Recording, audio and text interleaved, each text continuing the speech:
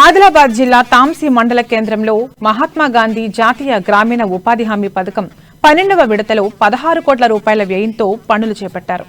13 గ్రామ పంచాయతీలలో చేపట్టిన పనులలో గూట్కూరు గ్రామ పంచాయతీ పనులలో 16 లక్షల రూపాయలు అక్రమాలు అవకతవకలు జరిగినట్లు గ్రామస్తులు తెలిపారు. గ్రామంలో నాయకుల పేర్లపై ఉపాధి హామీ బిల్లులు చెల్లించినట్లు నివేదికలు సమర్పించారు.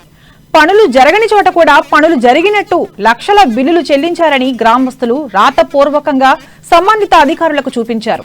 ఎన్ని సామాజిక తనిఖీలు జరిగినా డబ్బులు కాజేసిన నాయకులందరికీ వాటాలిస్తూ అవకతవకలు జరిగిన విషయాలను పొక్కకుండా చేస్తున్నారని గ్రామస్తులు ఆరోపించారు. డిఆర్డీఏపీడీ కిషన్ కల్పించుకుని వివరణ ఇవ్వడంతో పరిస్థితి కొంత సద్దుమణిగింది. ఉపాధి హామీ పనులలో అక్రమాలు ఆరోపణలు రావడంతో క్వాలిటీ కంట్రోల్ ద్వారా ప్రత్యేక తనిఖీ నిర్వహించి ఎంక్వైరీ రిపోర్ట్ అందిన వెంటనే బాధ్యులపై ఎస్ఆర్టీసీ నిబంధనల ప్రకారం చర్యలు చేపడతామని చెప్పారు.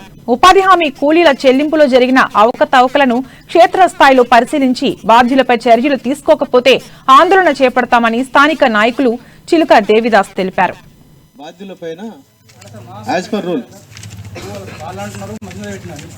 వాళ్ళు చెప్పింది కాదు, ఒక టెక్నికల్ పర్సన్ క్వాలిటీ కంట్రోల్లో సీనియర్ మోస్ట్ ఈ లెవెల్ క్యాడర్ మనిషి ఉంటాడు. విడత ప్రజా వేదికలో గోట్కూరి గ్రామం గురించి ఇక్కడ ప్రస్తావన జరగడం జరిగింది.